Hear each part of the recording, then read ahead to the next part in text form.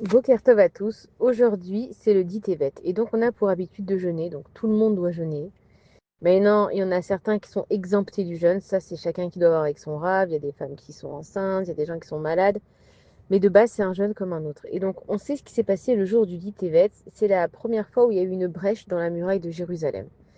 Et donc, en fait, Akadosh Baruch Hu, il a permis, parce qu'on sait que tout vient d'Akadosh Baruch Hu, que à ce moment-là, il y ait une brèche dans la muraille pour inciter les Juifs au repentir. On sait que Akadosh Baruch Hu, avant que malheureusement une chose terrible elle arrive, il n'envoie pas ça du jour au lendemain. Il a envoyé des prophètes qui ont prédit au peuple juif que s'ils ne se repentissaient pas, et bien malheureusement, il y a des malheurs qui arrivaient. Et puis, les Juifs, ils n'avaient pas envie d'entendre des mauvaises nouvelles, parce que qui c'est qui a envie d'entendre des mauvais décrets? Et donc, ils ont accusé les prophètes de fausses prophéties en disant ouais, vous cherchez juste à nous saper le moral, à nous donner des mauvaises nouvelles. Hachem, il est bon, Hachem, il va pas nous envoyer ça, etc. Et donc, évidemment, ils n'ont pas cru. Ils ne se sont pas remis en question. Et Akadosh Baruch Hu, il a permis à ce que la première brèche dans la muraille, elle soit faite. On sait que le Beth Amikdash, il a été détruit bien plus tard. Ça veut dire que de base, en fait, le Beth Amikdash, il devait être détruit au moment même où ils ont fait la brèche. Maintenant, Akadosh Baruch Hu, il a dit bon, ils n'ont pas cru, c'est un peuple qui est un petit peu beaucoup têtu sur les bords. On va faire une brèche, comme ça ils vont quand même commencer à avoir peur et voir que oui, les prophéties elles commencent à se réaliser et qu'à ce moment-là, en fait, les Bnei Israël ils allaient faire teshuva. Et après qu'il y a eu la première brèche, il y a le prophète Irmia qui est venu, qui leur a dit vous avez vu, c'est possible. Nous on croyait que Jérusalem était invincible, que le peuple juif était invincible, que Dieu était avec nous. Mais regardez la preuve et il commence à essayer de les réveiller. Et les Bnei Israël ils veulent pas l'entendre au point même qu'ils jettent en fait Irmia en prison. Et 30 mois plus tard, le Beth Amikdash, la catastrophe du Beth Amikdash, elle est détruite. Et à ce moment-là, les Bnei Israël, ils partent en exil et ils comprennent qu'effectivement, bah, les fausses prophéties, elles ont eu, c'était des vraies prophéties qui ont eu lieu. Et on sait aussi que, alors c'est pas exactement le 10 Tevet, il y a eu des événements, le 8 Tevet et le 9 Tevet, il y a Ezra Sofer aussi qui est Niftar, c'est lui qui avait, depuis l'exil de Babylonie, c'est lui qui avait commencé à ramener le peuple juif en terre d'Eretz Israël. C'est lui qui avait aussi supervisé la construction du deuxième temple. On sait aussi que le 8 Tevet, la Torah, elle a été traduite en grec. Et ça, c'est une catastrophe parce que jusqu'à maintenant, la Torah, ça restait un livre saint. Alors, on sait que Moshe Rabbeinu aussi, il a traduit pardon, la Torah en 70 langues. Donc, quelle est la différence? C'est que quand c'est Moshe Rabbeinu qui a traduit la Torah en 70 langues, ça venait de l'ordre d'Akadosh Baruch Hu. Donc, c'était la marshava, la pensée première, elle était sainte. Et que quand ça a été instauré donc par un empereur qui était ou égyptien ou romain, c'était Ptolémée, je crois que c'était un égyptien, la pensée, elle était malfaisante, et que même si c'est des rabbinim, 72 sages dans des pièces séparées qui l'ont traduit, eux, à ce moment-là, ils ont utilisé ça, en fait, pour sortir toute la science qu'il y a de la Torah, enlever à Kadosh Baruch Hu et se l'approprier. Alors, il faut savoir que toutes les sciences, toutes les intelligences, tout ce qui est dans ce monde, elle a sa source dans la Torah. Vu que la Torah est Kayemet la Olam, la Torah, elle vient avant le monde. Donc tout ce qui comporte le monde est dans la Torah. Les Goïms, ils ont vu qu'on avait un trésor dans les mains et ils ont compris que maintenant les Bnei Israël, bah, ils allaient partir en exil, etc. Donc ils se sont dit, c'est le moment ou jamais, quand ils sont loin de leur terre et qu'ils ont vu que c'est possible qu'il leur arrive des catastrophes, on va commencer doucement, doucement à retirer Akadosh Baruch Hu de leur vie sans qu'ils le ressentent. Et donc, toutes les théorèmes de Pythagore, la psychologie, toutes ces choses-là, ça vient de la Torah. Et les Goïms, ils les ont pris et ils ont enlevé le nom d'Akadash Baruch Hu si bien qu'on croit que même les médecines, que ce soit l'acupuncture, l'homéopathie, on sait que le Rambam, il avait écrit un livre de remèdes avec des plantes, tout vient absolument de la Torah. Mais comme on a Yeridat Adorot et qu'on est de plus en plus loin de ce qui s'est passé avant et qu'on a oublié combien on est une nation forte et importante et combien Akadash Baruch Hu, il nous aime, que on se laisse en fait avoir par le monde et on croit qu'il y a des sciences autres que la Torah. Et donc c'est une catastrophe, le dit Tevet, dans tout cet ensemble-là, de croire que, d'abord, il ne faut pas qu'on croie que Akadash Baruch Hu, il nous aime pas et qu'il veut nous punir. En davara yored minashmaim. Alors on se pose la question, si en davara yored minashmaim, alors pourquoi Hachem il a laissé justement cette brèche arriver? Le fait que le peuple juif il est parti en exil, c'est quand même Akadash Baruch Hu qui a décidé que oui, il était d'accord qu'on parte en exil. Donc qu'on ne vienne pas me dire maintenant, c'est pas Akadash Baruch Hu qui a voulu et que c'est pas Akadash Baruch Hu qui emmène le mal. Akadash Baruch Hu, en fait, il a créé un monde entier. Nous, on est ses Orochim, nous, on est les invités d'Akadash Baruch Hu. Akadash Baruch Hu, il n'a pas besoin de moi pour que le monde y fonctionne. Malheureusement, on voit que les cimetières, ils sont pleins de gens irremplaçables, donc le monde, il a continué à tourner. Même si des gens, ils avaient des postes très importants et ils connaissaient beaucoup de monde et ils soutenaient beaucoup de choses, ben on voit que la vie, elle continue. Donc, est-ce que Hachem, il a tellement besoin de moi dans ce monde? Akadash Baruch Hu, ce qu'il vient nous dire, c'est que nous, on est des invités. Et quand tu es un invité chez une personne, c'est à toi de bien te conduire dans la maison de cette personne. Maintenant, Yerushalayim, il faut savoir que quand on parle de Israël d'avant, c'est absolument pas l'Israël d'aujourd'hui. On peut même pas le décrire tellement que c'était magnifique. Si on regarde des fois un petit peu les explications dans les Sfarim, c'est que d'abord, il y avait une intelligence pas possible. Même les enfants de 6 ans, on venait leur poser des questions, ils avaient des réponses intelligentes. Il y avait les rues, elles scintillaient, l'eau, elle était pure, les couleurs, elles étaient vraies.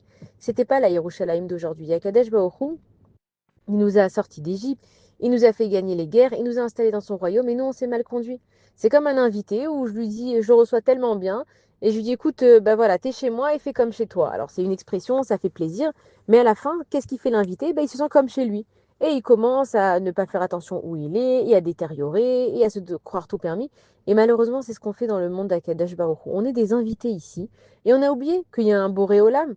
Alors on va dire oui, on prie à Kadesh Baruch Hu, on est tout le temps là avec lui. Il faut savoir que les jours de jeûne, c'est des journées justement où on est là pour se remettre en question.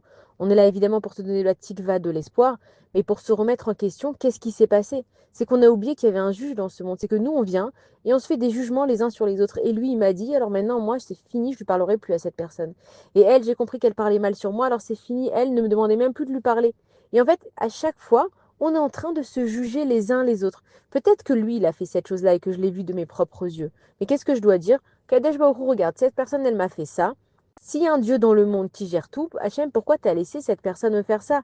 C'est que c'est à moi de me remettre en question.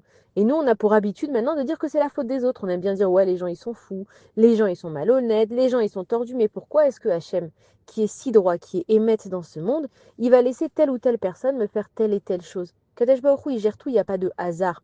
On voit bien que le dit Tevet, ils auraient très bien pu détruire le Beth Amikdash. Kadesh Baruch Hu, il a repoussé ça pour dire mes enfants, si vous ne faites pas attention, malheureusement, il y a des choses pas bien qui peuvent arriver. Et nous, on se dit, ouais, mais Dieu, il nous aime. On a pris un petit peu la grosse tête dans ce monde. Et on a oublié qu'on était des invités. Fais attention, tu es dans un monde, mais fais attention à ce monde.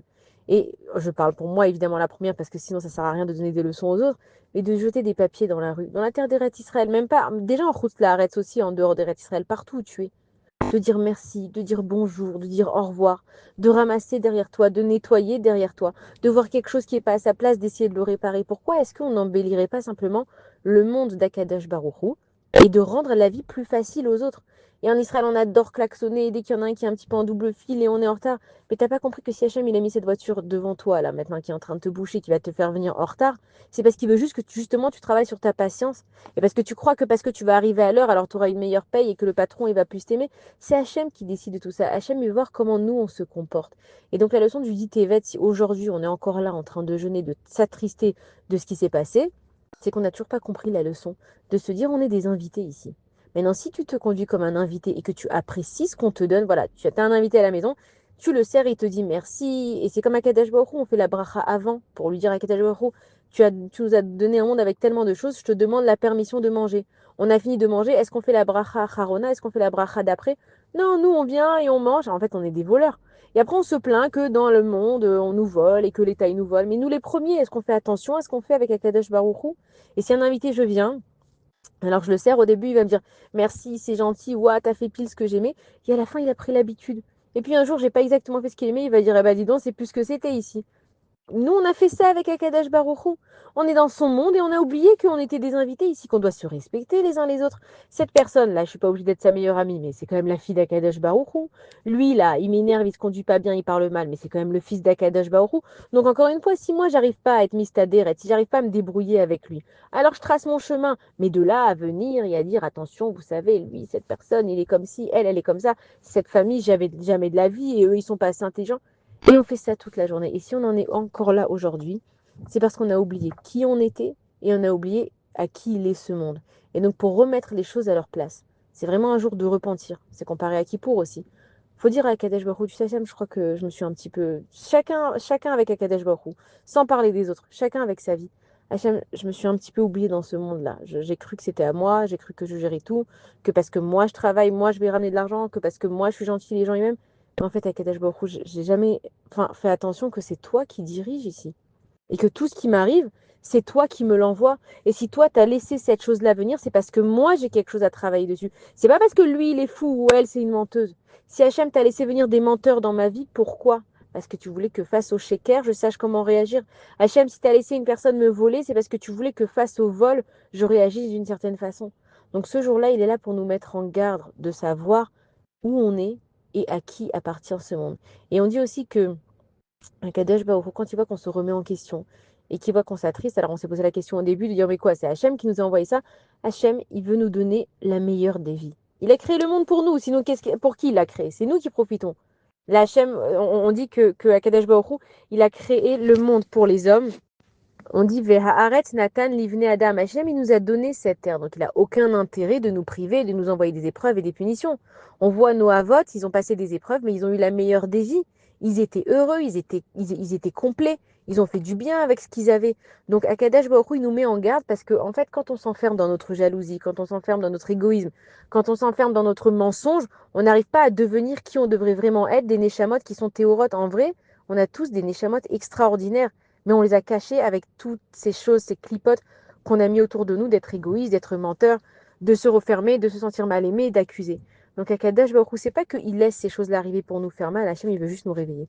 Et toutes les catastrophes qui nous arrivent dans le monde, que ce soit les Shoah, les holocaustes, la guerre avec l'Iran, le corona, le 7 octobre, toutes ces choses-là, c'est juste pour nous réveiller, de nous dire, mes enfants, vous vous êtes perdus dans ce monde, mes enfants, vous avez oublié que vous êtes mes invités, et à la place de commencer à se stresser, à s'angoisser, bah, conduisez-vous comme des invités. Merci, bonjour, au revoir. Dès qu'il m'arrive quelque chose, et ça, elle arrive, je lève les yeux au ciel et je dis, ah Hachem, tu m'as envoyé ça, qu'est-ce que tu veux de moi?